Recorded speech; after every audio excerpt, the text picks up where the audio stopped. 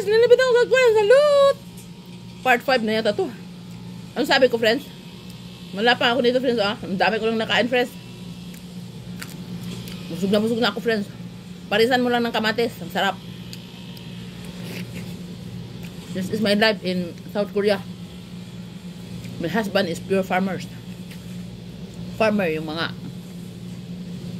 yung family nila, friends, pure farmer.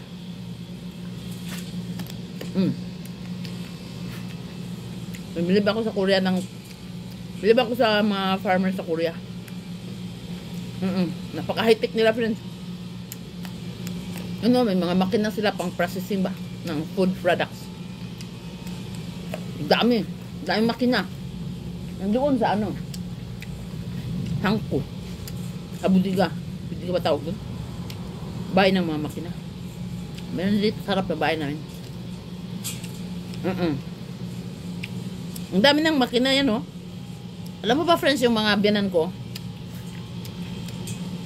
Pagdating ko ng Korea, 20 years na sila mahigit nag-processing ng food products.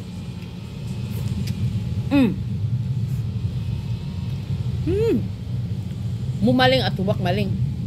Yun ang product nila, no?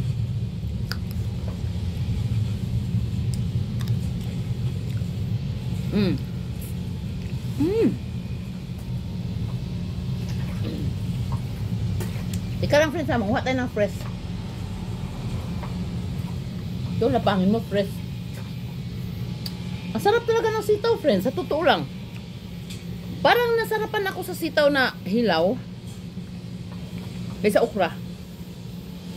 Ito, oh.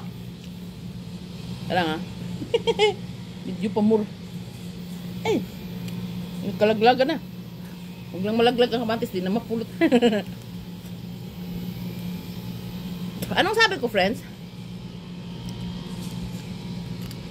Pagdating ko ng South Korea, yung asawa ko, more than 20 years nang nag-processing ng food products. Sila nagtanim, sila din mag-process. Napang tayo. Ayun, yung mga buyer galing sa Seoul, malaking truck pumunta dito, pumunta sa bahay. May buyer sila. Before sila magtanim, yung mga farmers sa South Korea, may buyer na sila. Hindi sila nagtatanim pag wala silang buyer. Yung buyer nila, more than 20 years na rin yan. Tapos, alam mo ba, friends, yung mga buyer ng asawa ko, na Seoul, mag-agawan yan. Pabalik-balik yan sa bahay. Ay, mga asawa ko, mautak yan. Alam mo, ang farmers kasi sa Korea, may mga sarili silang makina, no? Process. Yung mga buyer, gusto nilang bumili ng maaga. Yung medyo mura pa. Yung farmers sa South Korea, hindi nila yung bibitawan yan. Yung products nila. Hindi talaga na bibitawan. Siyempre, mautak yan ang asawa ko yun. Alam mo, yung mga buyer, struggle talaga yan sa mga farmers sa Korea. Kasi bakit mo bibitawan yung products mo, hindi pa nagmahal. Pag nagbalita na yung TV na mahal na siya, sa kanila bibitawan yung kanilang product. Lapang muna tayo ng beans, Ganyan yung style ng Korea. Tapos, friends, hindi sila nagtatanim pag wala silang sure buyer. Yun yung ugali ng mga Koreanong farmers, no? Hala, ganun din sa Pilipinas, no? Pinaprocess muna nila yung, halimbawa, maling. Ubak maling. Alam mo yung radish yun na malalaki, parang silaki ng hita. Is radish, hubak is zucchini. Yung hubak na parang ganito, mahaba. Yan yung pinaprocess nila. Pabalik-balik nga yung mga buyer dito kasi kukunin na nila hindi yan bibitawan ng mga farmers. Dito sa lugar namin ganun ang mga products mga uniko. Hanggat hindi magbalita ang TV na tumaas na. Hindi ang farmers ang ma-struggle.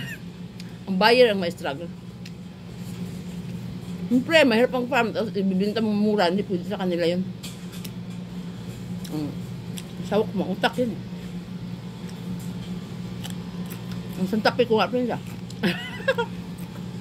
Kinukuha ng buyer ng mura. Sabi ng asawa ko, nabubuang ka na. May suso. Bunin mo lang ng mura. Ang mahal-mahal ng santape. Di ba? Mauntak yung asawa ko. Alam niya yung mga pasikot-sikot ba. Sa farm nila.